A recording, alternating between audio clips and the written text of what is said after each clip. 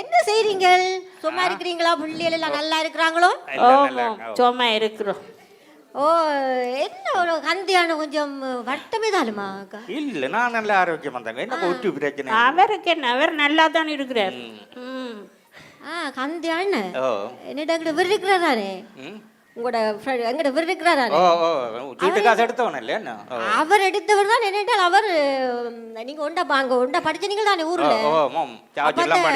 அந்த பள்ளிக்கூடத்தை ஒரு புனரமைக்கணுமா? அதுக்கு இந்த பழைய மாணவர்கள்ட்ட கொஞ்சம் காசு சேகரித்து அனுப்ப சொல்லியிருக்கணும். அப்போ எங்கட இவர் சொன்னார், இவன் கந்தியா என்னோட தானே படித்தவன், அப்போ அவன்கிட்ட போய் கேள். அவன் முதல் அவன்கிட்ட கேட்டுட்டு அப்புறம் மட்டாக்கிட்ட கேட்ப மாட்டான். அதுதான் நான் வந்தேன். நான் கந்தியா அண்ணா என்ன அது சரி உள்ள உண்மையில நாங்கள் படித்த பள்ளிக்கூடத்தை நாங்கள்லாம் முன்னேற்றோம். அது எங்களோட ஒரு தாய் பள்ளிக்கூடம், எங்களோட தாய்மொழியை கற்றுக் கொடுத்த இடம். எங்களோட அடுத்த தலைமுறையை நாங்கள்லாம் வளர்க்கணும். ரைட்டு. எவ்வளோ யுத்த காலத்துக்கு பிறகு பள்ளிக்கூடங்கள் எல்லாம் சேதமாயிட்டு அரசாங்கம் உதவி செய்யாது.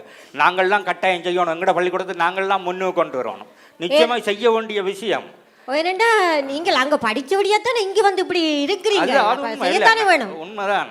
அதுதான். அதுக்காக நான் என்னன்னா, நான் வந்து உள்ள அங்கே கற்றலு கை கொடுப்போம் என்று சாவச்சியில் ஒரு திட்டத்தை தொடங்கி இருக்கிறேன்.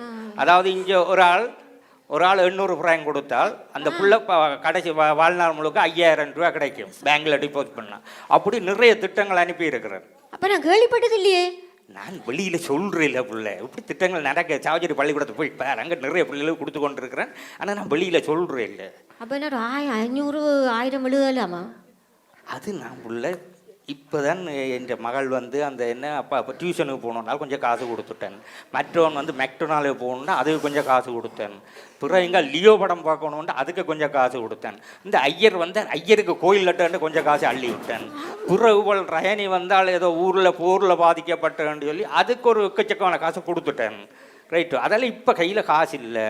எப்படியோ நான் தருவேன். நான் காசு வரும் வந்தோன்னு நான் கூப்பிட்டு தருவேன். எப்படியோ அப்போ இவ்வளோ எல்லாம் செய்கிறீங்க. இந்த மனுஷன் சொன்னது இங்க போய் வாங்குச்சு. இந்த அஞ்சல் கந்தியானேட்ட போய் நான் பேசுற நல்ல பேச்சு பாருங்க. உனக்கு தெரியுது, நம்ம ஊர் ஜனங்களுக்கு தெரியலையே. ஐயோ கடவுள்.